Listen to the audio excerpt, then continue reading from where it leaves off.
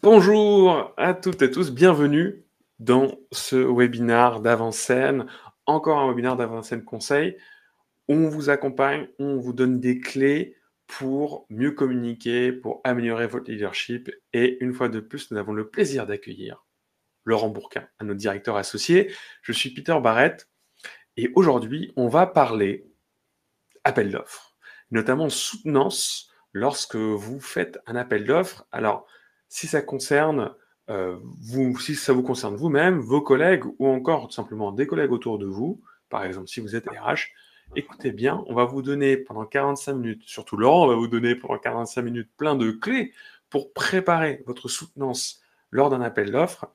Et on espère que ça pourra vous aider à mieux les gagner, parce que oui, c'est quand même ça le but, hein, quand on fait un appel d'offres, évidemment, c'est de réussir à le gagner.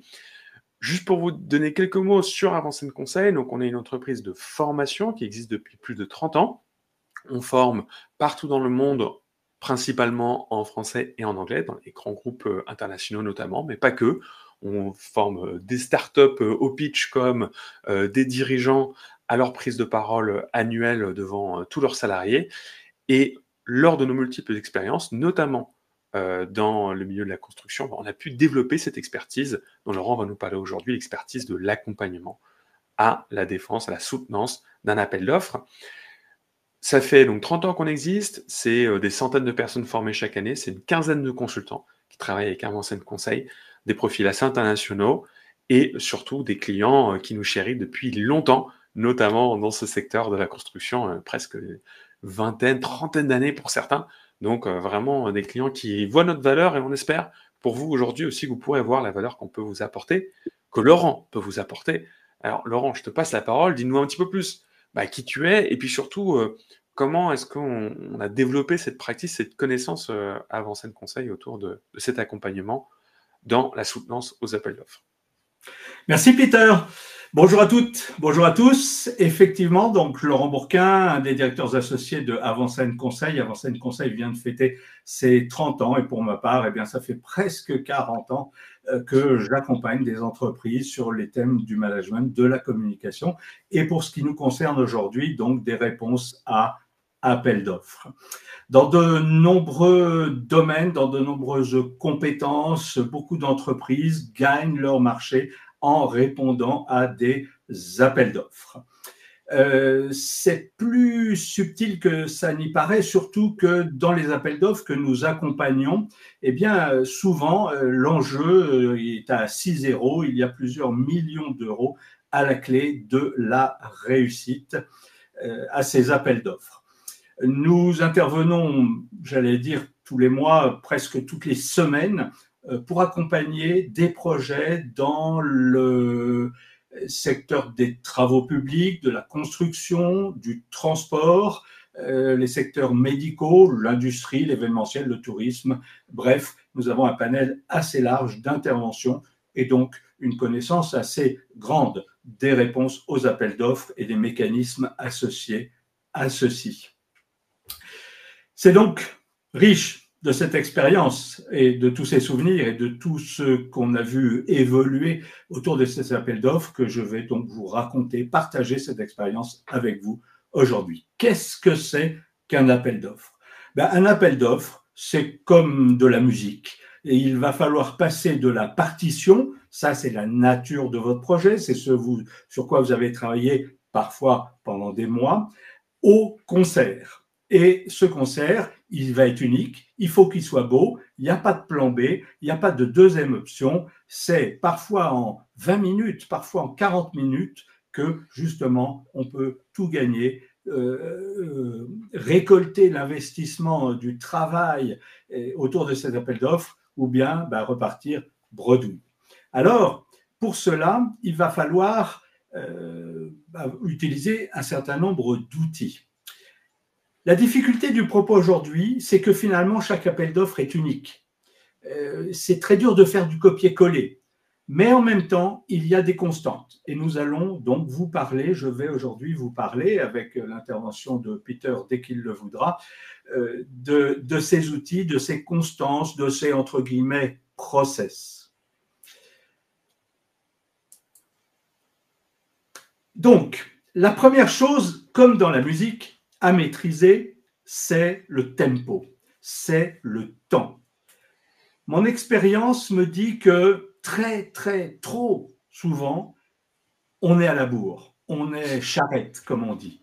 Encore la veille, parfois le matin même, je vois des textes qui arrivent, je vois des intervenants qui débarquent, je vois des slides qui disparaissent, qui apparaissent, je vois encore la marmite en ébullition quelques minutes avant le concert.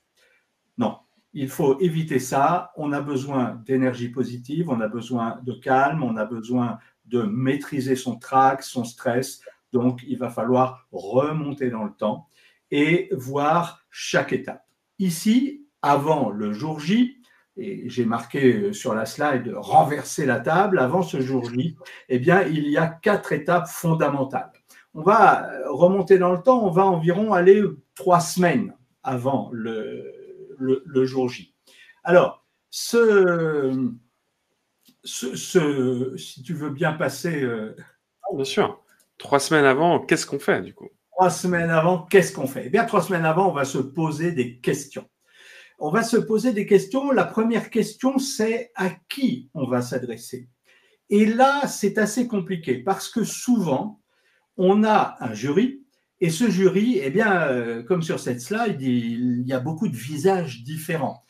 Non seulement des visages, mais des sensibilités, des visions, des intérêts différents. Par exemple, dans la construction, quand on vient proposer un immeuble, un EHPAD, peu importe, il peut y avoir des gens politiques, il peut y avoir la mairie, il peut y avoir des conseillers généraux, il peut y avoir des adjoints. Ensuite, il peut y avoir des architectes. Il y a même parfois des architectes patrimoniaux. Il y a des architectes urbanisme et ils n'attendent pas les mêmes choses. Il y a évidemment des financiers. Il peut y avoir des bailleurs sociaux qui sont finalement les clients. Il peut y avoir des représentants des usagers. Et alors, la difficulté, c'est que vous avez entre 20 et généralement 40, 45 minutes pour s'adresser à tous ces visages, à toutes ces compétences, à tous ces sensibilités. Chacun d'eux, il va falloir finalement identifier la multiplicité des critères de leur choix et leur apporter à chacun des preuves, des arguments qui sont propres à leurs besoins, qui sont propres à leur vision.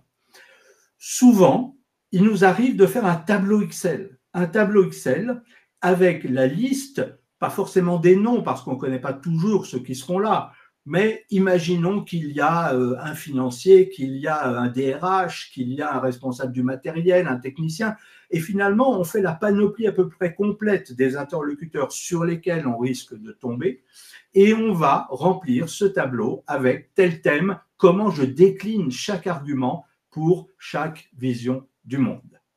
Ça, c'est la réponse à la première question. Elle est fondamentale. Ne vous trompez pas d'interlocuteur et prenez en compte, c'est compliqué, l'ensemble de sensibilités de vos interlocuteurs. La deuxième question qu'on va poser, on va rester sur cette slide, c'est où?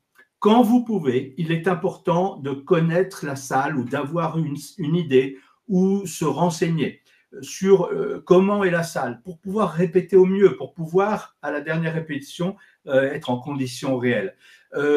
Pourquoi ça a l'air anecdotique, mais finalement, parfois on a une petite télé, parfois on a un écran immense, parfois on a une projection. Les couleurs de nos slides ne vont pas rendre pareil, le niveau de détail ne va pas rendre pareil. Et il est important de faire des visuels qui soient parfaitement adaptés, si vous êtes exigeant, au support, à la salle. Par exemple, quand on travaille sur son ordinateur, on voit tout, l'écran est net, on a un bon écran, etc.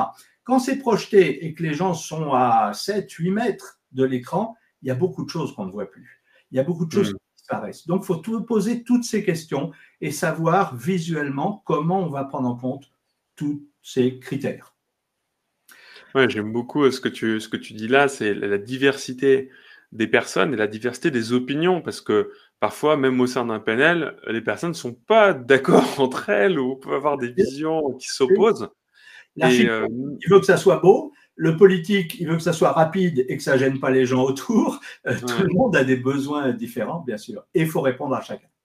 Ouais, j'adore. Toujours 3 semaines avant, j'ai mis -20, -22, -21. On est dans des ordres de grandeur, évidemment. Alors, l'autre question, c'est quel cadeau? Pourquoi je parle de cadeau?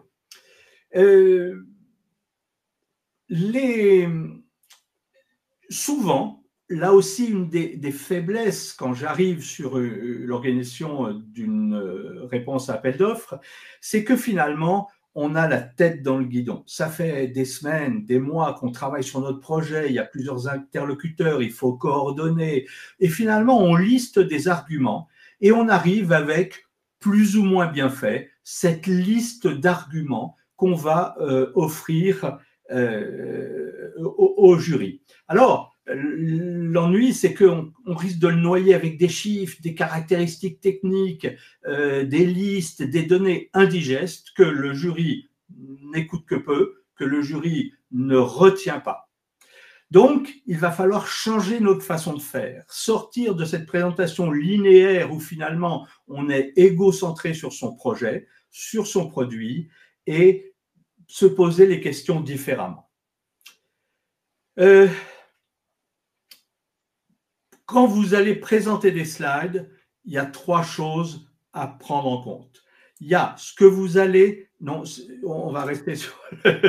Avant, merci Peter. Il y a ce que vous allez dire, ce que vous allez montrer et ce que vous allez laisser ou ce que vous avez envoyé avant, ce qui est écrit. Donc, vous avez 3 supports différents. Ce que vous allez montrer, c'est-à-dire vos supports visuels, vos slides, mettez le moins de choses possible. La slide, elle parle en même temps que vous. Donc, attention à, si elle est trop bavarde, cette slide, on va privilégier la lecture, l'écoute de la slide et on ne va pas vous écouter.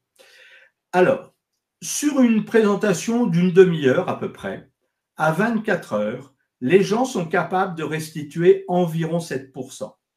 Ça ne veut pas dire que 93% de vos propos sont inutiles, mais ils vont nourrir ces 7%. Et là, ça, c'est la bonne question. C'est-à-dire, il ne faut pas arriver en disant qu'est-ce que je vais dire, qu'est-ce que j'ai envie de dire. Il faut arriver en se disant qu'est-ce que je veux qu'ils retiennent. Avec quel cadeau je veux qu'ils partent à la fin de ma présentation. Et ça, on va l'appeler le cœur de message.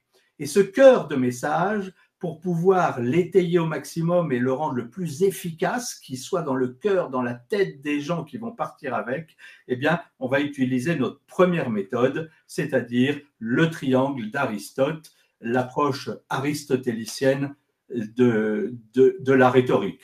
Ça paraît prétentieux, appelons ça la méthode tête-cœur-corps. Aristote, il réfléchit sur la rhétorique, il écrit un best-seller qui continue à se vendre il y a environ 2300 ans de ça. Qu'est-ce qu'il nous dit? Il dit que pour qu'une communication, un discours, un appel d'offres, même si ça n'existe pas à l'époque, qui sait, soit efficace, il faut qu'il y ait des arguments de 3 natures.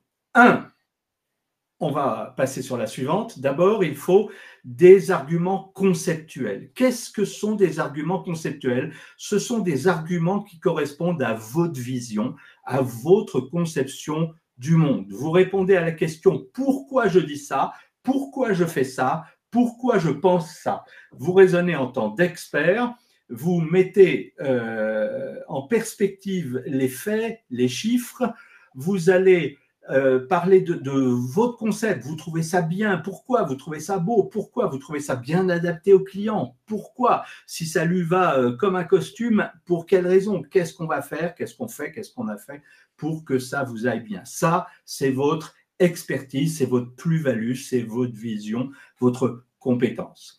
Ensuite, deuxième domaine, il va falloir rentrer dans des arguments émotionnels.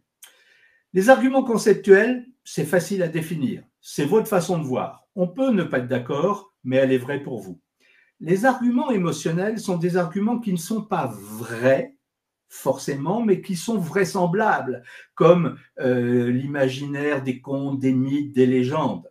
Bernard Tapie, un jour, à qui on demandait s'il fallait choisir entre le football et la politique, qu'est-ce qu'il ferait? Il a répondu « Vous demandez de choisir entre ma mère et ma fille ». Et là, c'est une référence à la tragédie grecque, hein, au mythe, au conte, aux légendes. C'est pas vrai, c'est pas ce qu'on lui demande, mais c'est vraisemblable, ça fonctionne comme réponse. Donc voilà, nous, au niveau de l'appel d'offres, qu'est-ce qu'on va faire?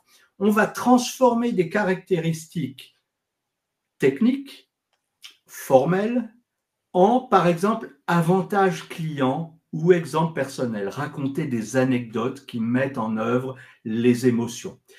Par exemple, j'étais récemment dans le domaine médical et il y a une maladie extrêmement rare avec des médicaments et des traitements à 200 000 euros par an et qui n'apportent que 5% d'amélioration dans la vie du patient. Alors présenté comme ça, on se dit 5% au prix où c'est peu. Oui, mais la réalité, c'est pas ça. La réalité, c'est que pour ces patients, 5% d'amélioration, c'est la possibilité de se lever et d'aller aux toilettes. C'est la possibilité de se lever et d'aller à la cuisine. C'est la possibilité de faire 4, 5, 10 mètres en marchant. Et là, qu'est-ce qu'on a derrière? On a un retour à l'autonomie. On a la vie d'une famille qui change complètement parce qu'on n'est pas là obligé d'être à côté de ce patient toute la journée.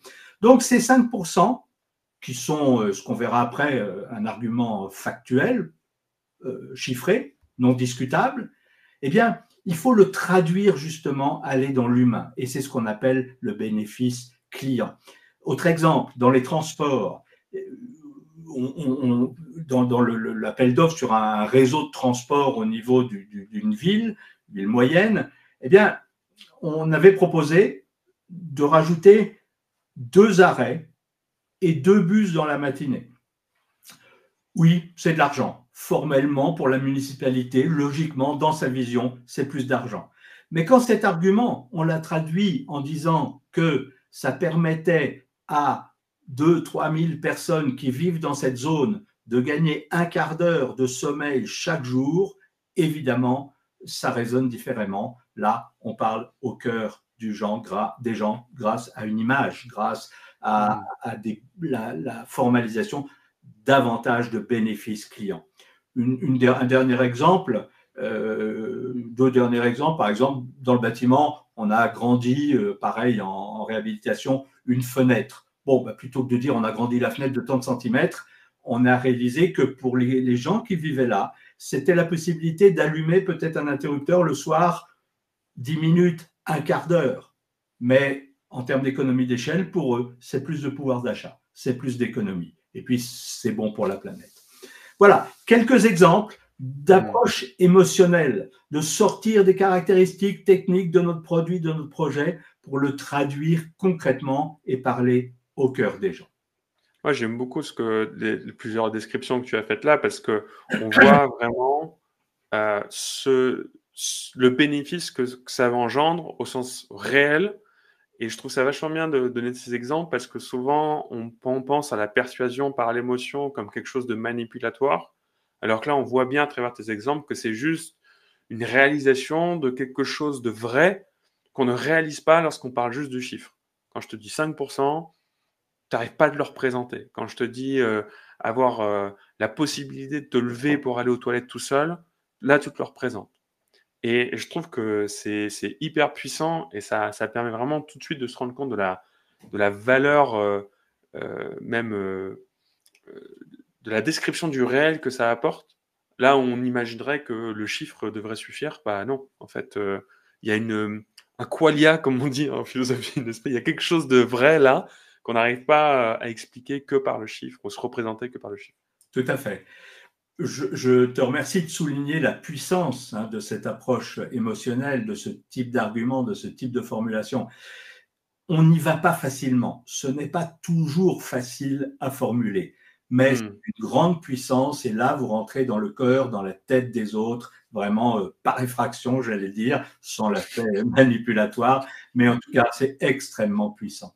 Il faut travailler ce côté-là, parce que là, on se dote d'outils extrêmement forts, extrêmement efficaces. Et je rajoute une dernière chose avant de passer à l'approche factuelle, c'est que comme peu de gens osent aller dans ce domaine émotionnel. Comme peu de gens utilisent ces outils. Eh bien, quand vous présentez le matin et qu'un concurrent présente l'après-midi, etc., ça peut faire la différence. Au-delà de la nature même de votre projet, ça peut vraiment toucher les gens et vous allez gagner de l'adhésion grâce à ça. Allez, approche factuelle, tête, cœur, vous l'avez bien compris, le corps. Le corps, ce sont les arguments indiscutables, c'est ce qu'on voit, hein, j'ai 2 bras, 2 jambes, c'est ce qui est réellement innégociable, indiscutable. Alors là, sans en abuser, eh bien, vous allez vous aventurer dans évidemment les preuves, les chiffres, les quantités, les délais, les poids, les mesures, les prix. Vous allez parler de matériaux, de composition chimique, de contrats, bref, tout ce qui est factuel. Alors, qu'est-ce que nous dit Aristote sur ces 3 domaines? Il dit qu'il faut trouver un équilibre entre les 3 registres d'arguments. Il n'y en a pas un qui est mieux ou moins bien que l'autre. C'est que si c'est mal équilibré, ils ont tous leurs avantages, mais du coup, ils ont tous aussi leurs limites et peut-être leurs faiblesses et leurs défauts. Donc, il faut des 3. Selon à qui vous parlez, selon de quoi vous parlez, vous allez doser. Détacher ça des plans qu'on verra après, hein, il n'y a pas une partie comme ci, comme ci, comme ça.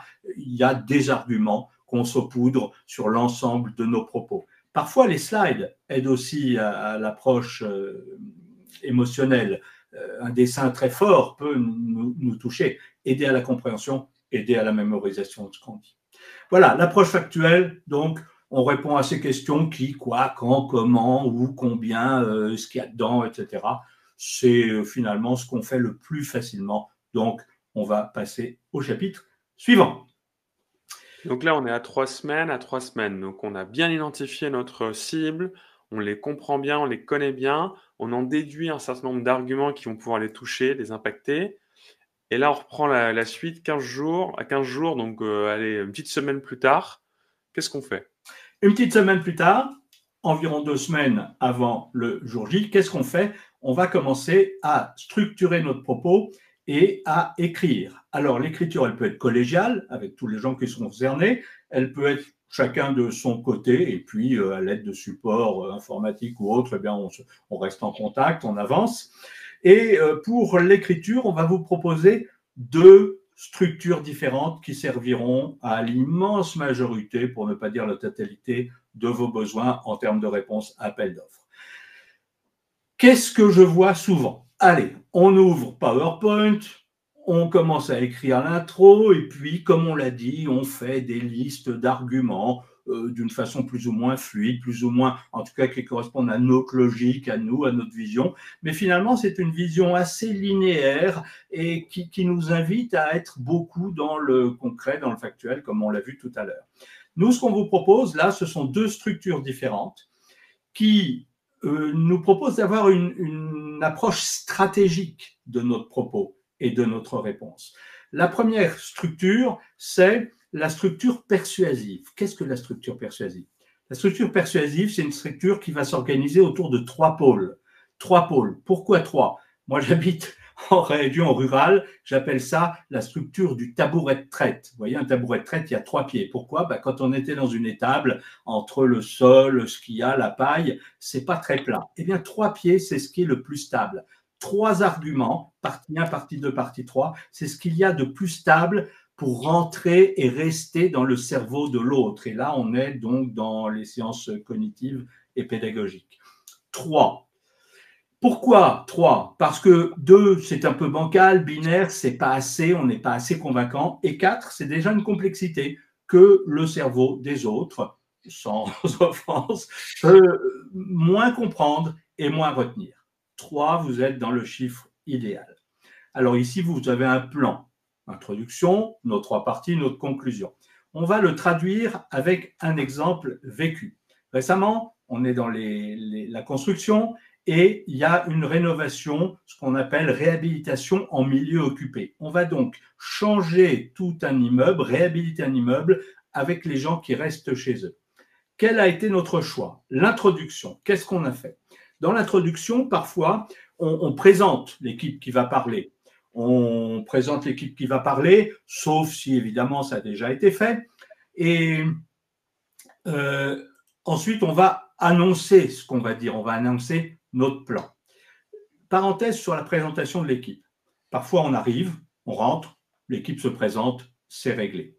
Parfois, on présente l'équipe, celui qui a introduit le propos, qui a introduit la réponse, peut présenter l'équipe, son équipe. Parfait. La chose à éviter, c'est ces slides avec le trombinoscope. Voilà. Les gens, l'équipe, ils sont là, ils sont pour la plupart dans la salle. Les trombinoscopes, on voit des gens, des photos, ça ressemble pas, on voit plein de noms, on retiendra rien. Ne perdez pas de temps avec ça. Quand vous êtes à une date, quand vous avez un dîner, le premier dîner avec quelqu'un et qu'il s'agit de séduire et convaincre, vous n'arrivez pas en montrant votre carte d'identité. On s'en fout, le propos est pas là. Là, il va falloir séduire et convaincre, rester dans l'humain. Bien. Alors, cette présentation, et éventuellement présentation de ce qu'on va dire et présentation de l'équipe, ce jour-là, elle était autour du respect. Notre cadeau, notre cœur de message, ce dont on voulait qu'il se rappelle avant tout, c'est le respect. Et ce respect, on l'a décliné sur 3 couleurs différentes. Tout d'abord, respecter, et la partie 1 se transforme en histoire et patrimoine. Cet immeuble dont on parle, réhabilitation, il avait des caractéristiques architecturales faites par un architecte connu, de référence. Il est au monument historique et il fallait absolument respecter l'esprit de cet immeuble, l'esprit de la conception originale. Donc, on est parti en racontant l'histoire, on a parlé de l'histoire d'architecture, on a parlé d'histoire tout court, on a parlé de patrimoine, et on a montré comment, dans notre projet, il y avait toutes les garanties pour garantir cette histoire et ce patrimoine.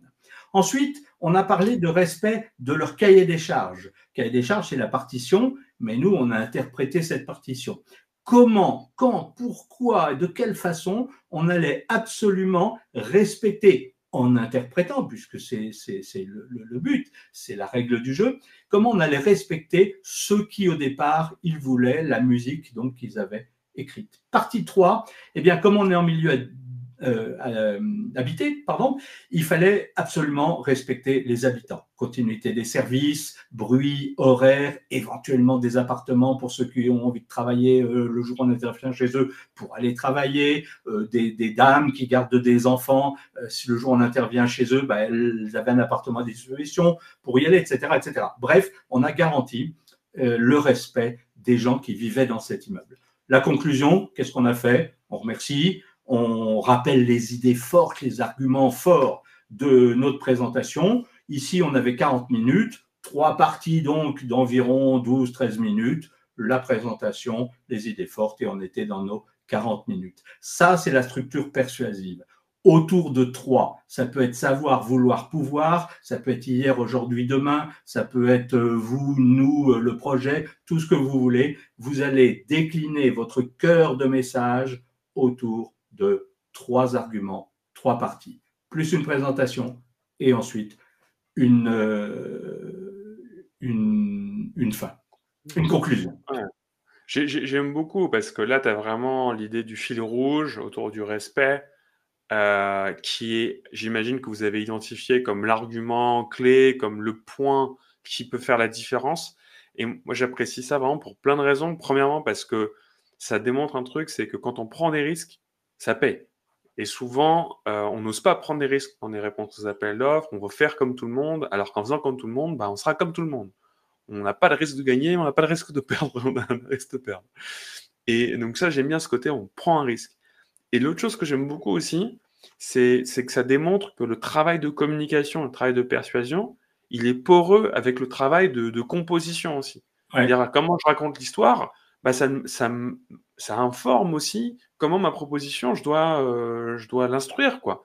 C'est-à-dire que peut-être qu'en faisant comme d'habitude, je peux pas m'attendre à grand-chose en termes de résultats. Et qu'il faut vraiment que je me questionne.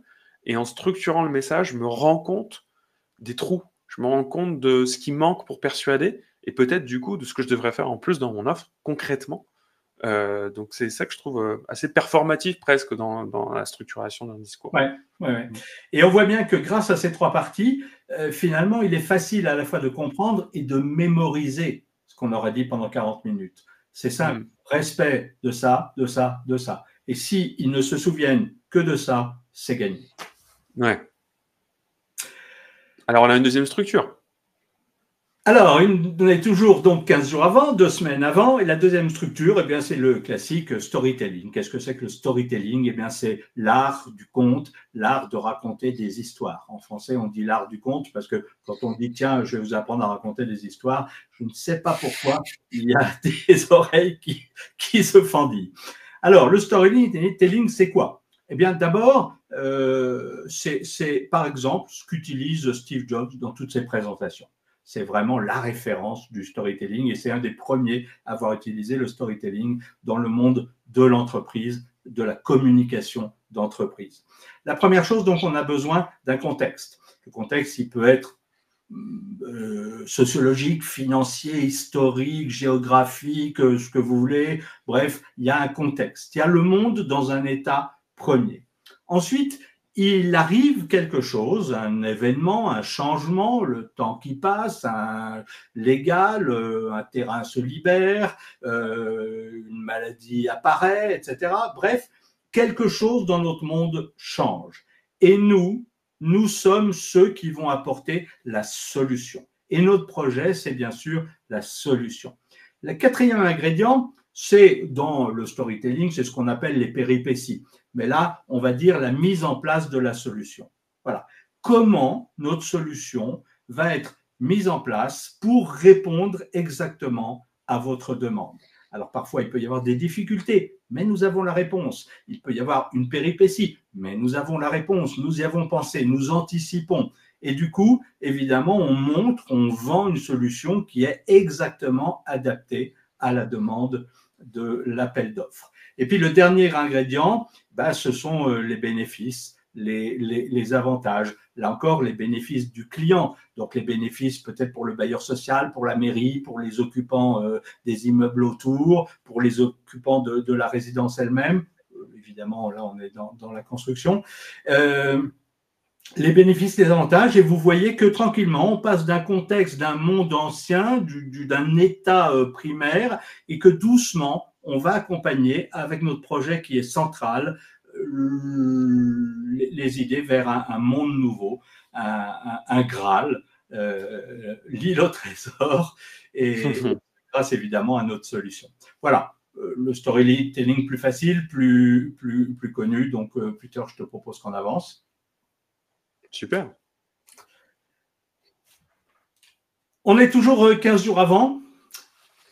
Qu'est-ce qu'il va falloir? Il va falloir faire un casting. Dans la réponse à un appel d'offres, on l'a dit, vous pouvez avoir des sensibilités différentes, des compétences différentes. Je reviens à la construction. Il y a un bureau d'études, il y a un architecte, il y a un constructeur, il peut y avoir un paysagiste. Et il peut y avoir plusieurs architectes et plusieurs bureaux d'études. Donc, il va falloir dire qui parle de quoi et quel temps on attribue à chacun en fonction du temps total. Ça ne veut pas dire que chacun va faire une partie, s'en aller. On peut avoir des interventions. Attention, pas de théâtre, pas de dialogue. D'abord, il faut être comédien, ça requiert du savoir-faire, mais pas non plus des blocs de allez, on parle tous 10 minutes. D'abord, il y a des gens qui ont des compétences qui requièrent plus de temps. Donc, il faut penser à tout ça et il faut que chacun puisse s'exprimer. Par exemple, récemment, dans l'événementiel, on vendait une grosse opération à une entreprise. Et donc, il y avait à la fois le directeur général, mais il y avait aussi le directeur financier, il y avait les RH aussi, il y avait le directeur de la communication. Et donc, en face, nous avions justement des experts de chacune de ces compétences et qui allaient parler de chacun de ces domaines. Donc, voilà ce qu'on appelle le casting. Qui est là, qui participe et qui parle de quoi et pendant combien de temps.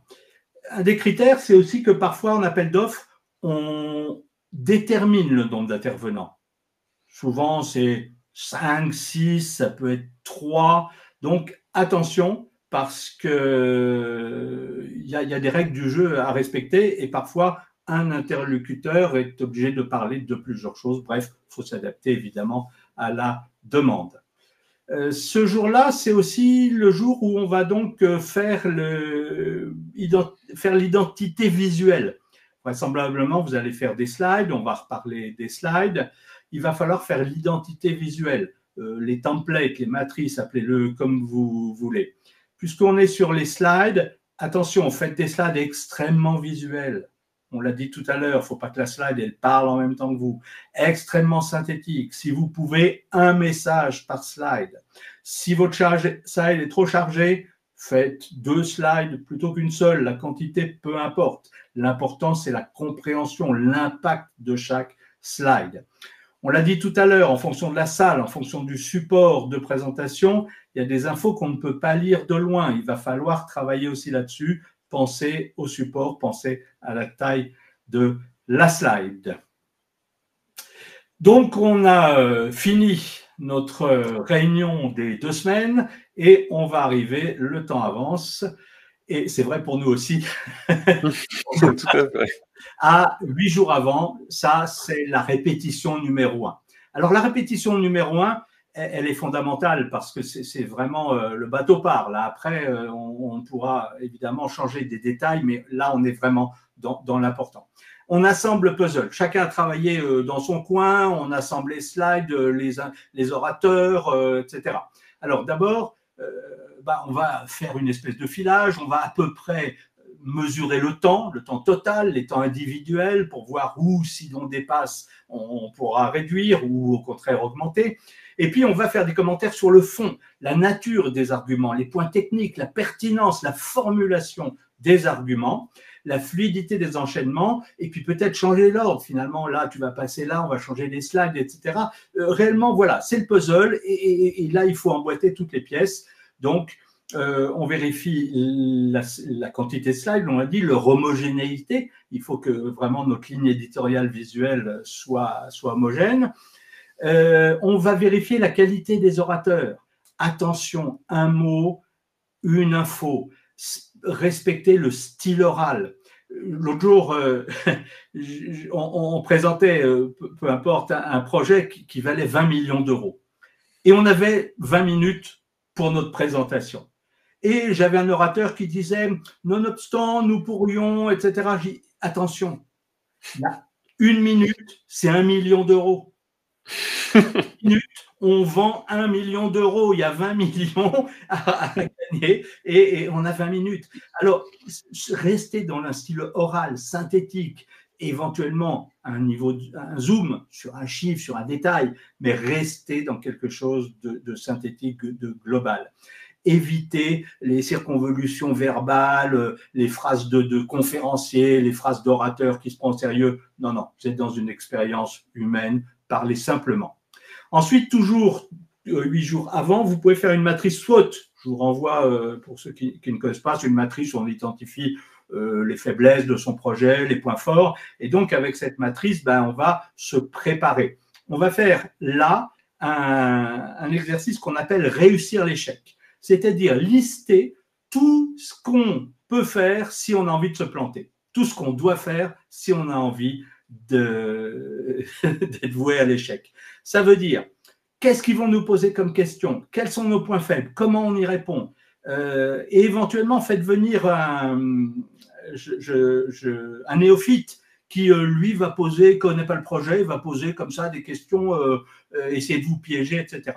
Cette journée, donc, c'est une journée vraiment balance. C'est là où on commence à donner de la forme sur le fond, sur les slides, sur l'orateur, l'oral, etc. C'est une journée extrêmement importante et de mon point de vue, il faut qu'elle dure au moins une demi-journée, mais peut-être presque une journée entière, tellement il y a de travail et de points à identifier. Peter, on arrive à les 4. Je vois qu'on parle depuis 40 minutes. On a presque fini. Et la journée 4, c'est la répétition générale. Donc là, on est en conditions réelles, tout le monde est à sa place, on ne travaille plus sur le fond, on est là pour fixer, ancrer dans la tête, pour mémoriser. On règle quelques détails à la fois sur l'oral, peut-être sur les slides. On ne s'arrête pas, hein. On file, on prend des notes et éventuellement après on corrige.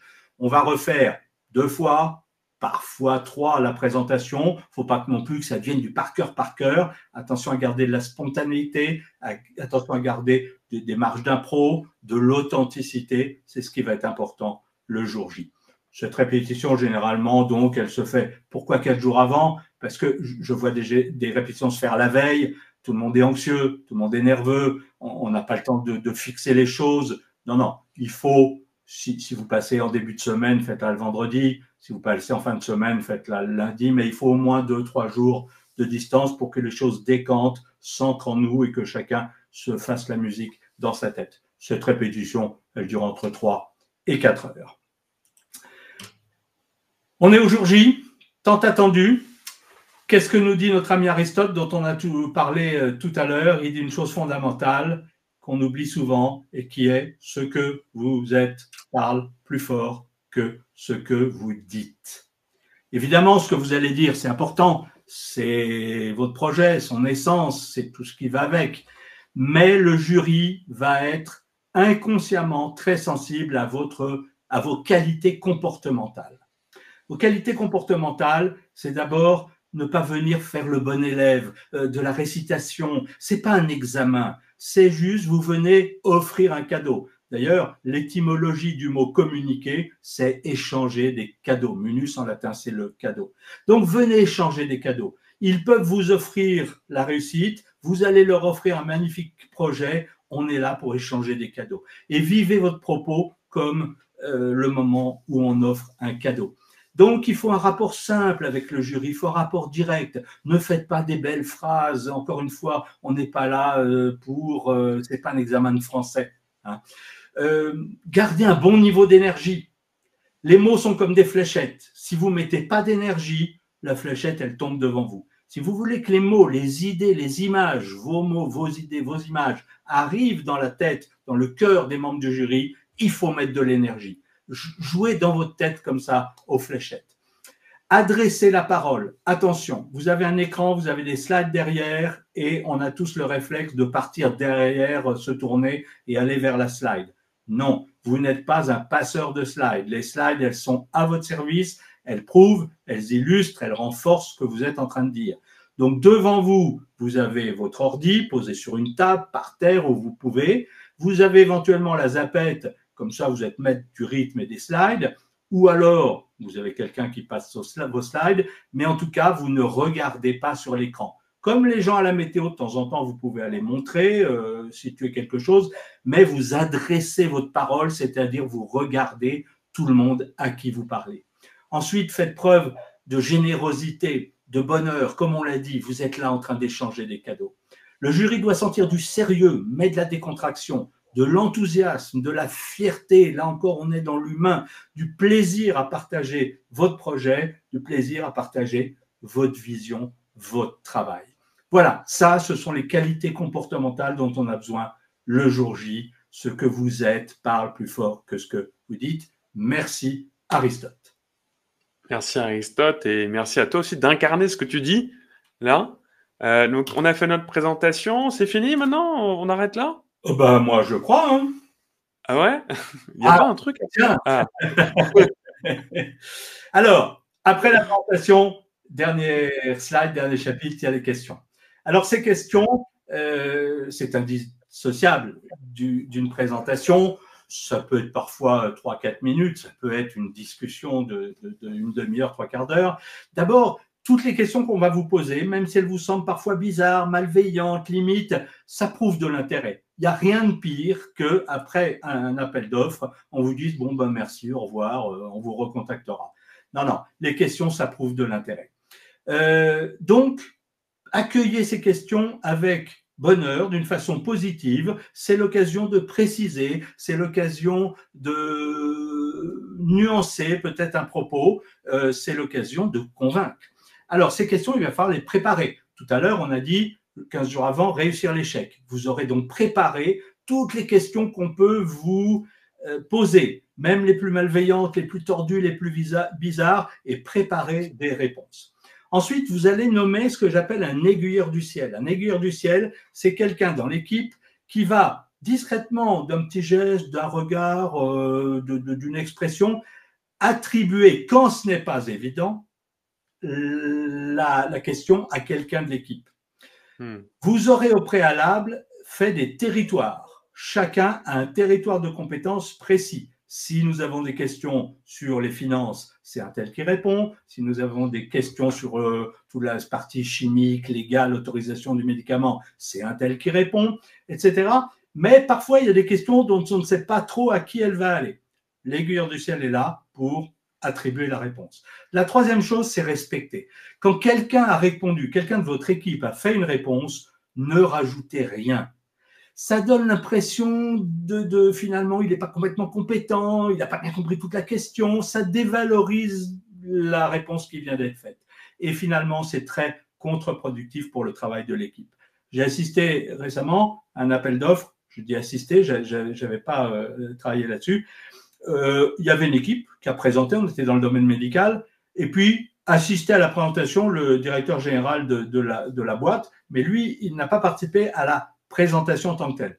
Par contre, quand les questions sont arrivées, il s'est attribué toutes les questions et finalement, il a répondu à toutes les questions. Très contre-productif. On avait l'impression qu'il n'avait pas confiance en son équipe, que son équipe n'avait pas cette compétence, n'était pas capable de répondre. Il a gravement dévalorisé l'image de son équipe et du coup, ils n'ont d'ailleurs pas eu le marché. Du coup, mais en tout cas, c'était extrêmement néfaste. Et puis la dernière chose, répondez au jury. Ne répondez pas à la personne qui vous pose la question. Étendez tout de suite votre regard et constamment, vous répondez à l'ensemble des participants. Ce n'est pas un entretien. Attention, parce que si vous fixez la personne qui vous pose la question et que vous ne répondez qu'à lui, vous risquez de rentrer dans un débat. Les autres vont s'ennuyer, ils ne sont pas forcément concernés par ça. Donc, en permanence, élargissez, reformulez si vous voulez, et répondez toujours à l'ensemble du jury. Voilà, Peter, 47 minutes. Super. On a dépassé de 2 minutes notre appel d'offres. Ouais, notre appel d'offres. J'en profite, notre réponse à l'appel d'offres. J'en profite pour dire qu'un jour, nous-mêmes, nous répondions à un appel d'offres dans une société de transport ferroviaire nationale dont je tairai le nom. Et comme ce sont des gens qui sont très sensibles avec les horaires, même si parfois il y aurait à redire, eh bien, au milieu de ma phrase, à l'heure dite, au bout de 30 minutes, il y a un réveil qui a sonné et on m'a dit, voilà, merci, hop, c'est terminé. Donc, je suis resté au milieu de la phrase. Donc, attention à la gestion des horaires. C'est rare. Ouais, comme quoi. Voilà, Bon, là, on a un petit peu… Le cadeau qu'on vous a fait ce matin vous aura plu. En tout cas, votre écoute était un cadeau. Merci beaucoup. Peter, tu as la parole. Merci à toi, Laurent. Merci pour le cadeau que tu nous offres aujourd'hui. En effet, on a un peu de marge de manœuvre, donc c'est bien. On se donne un petit peu de temps, mais en effet, on arrive sur la fin. Plein de cadeaux, plein d'idées, j'espère, pour tout le monde, pour améliorer votre soutenance en cas d'appel d'offres. Vous l'avez compris, il y a quand même beaucoup d'expertise derrière ce type d'accompagnement que propose Laurent et qu'on propose à Avancen Conseil.